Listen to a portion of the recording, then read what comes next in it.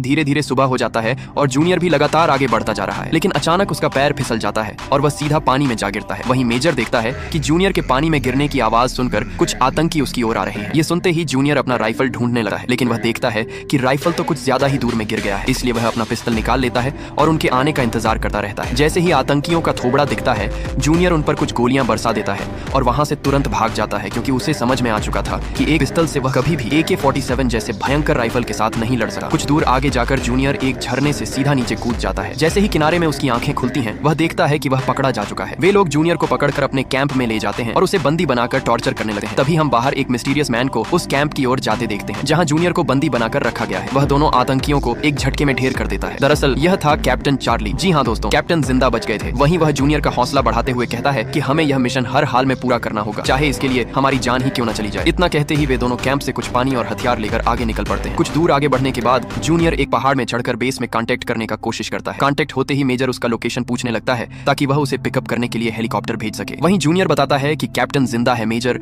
और हम चाहे कुछ भी कर लें, हम यहाँ से नहीं निकल सकते, क्योंकि यहाँ घने जंगलों के साथ साथ चारों तरफ हजारों मिलिटेंट कैंप मौजूद है और अब हम मेन कैंप के जस्ट आगे ही रुके हुए हैं। तो हम दोनों ने फैसला किया है कि हम यह मिशन कंप्लीट करके ही वापस लौटेंगे। आप बैकअप के लिए ड्रोन तैयार रखिए। ये सुनते ही मेजर उस लोकेशन को तबाह करने के लिए 3 स्ट्राइक शेड्यूल कर देता है। दूसरी तरफ कैप्टन जूनियर को समझाता है कि तुम्हें कुछ नहीं करना है, बस मेरे पीछे रहकर मुझे कवर देते रहो, मैं अकेला ही सबको संभाल लूंगा। इतना कहते ही वे दोनों कैंप की ओर बढ़ने लगते हैं। वहीं बेस में मेजर को खबर मिलती है कि उसकी वाइफ को हॉस्पिटल ले जाया गया है, क्योंकि उसकी वाइफ प्रेग्नेंट है और वैन शुरू हो चुका है। इसलिए मेजर कर्नल वेसल को जिम्मेदारी सौंप के चला जाता है। कैंप में एंटर करते ही कैप्टन मिलिटेंट्स को सुलाना शुरू कर देता है। और दोस्तों, यहाँ इनके पास बस 12 मिनट का समय है। 12 मिनट के बाद यह पूरे कैंप में तीनों स्ट्राइक LG कर दिया जाएगा, इसलिए इन्हें 12 मिनट के अंदर ही उस CIA एजेंट को रेस्क्यू करके तुरंत इस लोकेशन से निकल पड़ना पड़ेगा। घर में एंटर करते ही वह देखते हैं कि 2 गार्ड बिंदास बैठकर चिल मार रहा है। वहीं कैप्टन चाकू निकालकर पीछे वाले गार्ड पर अटैक कर देता है और कुछ ही सेकंड में दोनों को ढेर कर देता है। लेकिन तभी और गार्ड आकर उन पर हमला कर देता है, लेकिन अंततः जूनियर और कैप्टन मिलकर सभी को ढेर कर देते हैं। बाहर निकलते ही कुछ मिलिटेंट वहां गाड़ियां लेकर आ जाते हैं और उन पर फायरिंग करने लगते हैं, लेकिन इन्हें भी दोनों मिलकर एक ही झटके में ढेर कर देते हैं। कुछ दूर आगे बढ़ने पर कुछ और गार्ड उन पर हमला कर देते हैं और इस बार जूनियर एक गार्ड के गन पॉइंट में आ जाता है। गार्ड उसे मारने ही जा रहा था, लेकिन तभी कैप्टन उसे मार देता है। अंत में आते आते एक गार्ड वहां ग्रेनेड फेंक देता है, जिस वजह से दोनों सोल्जर बुरी तरह घायल हो जाते हैं। इसके बाद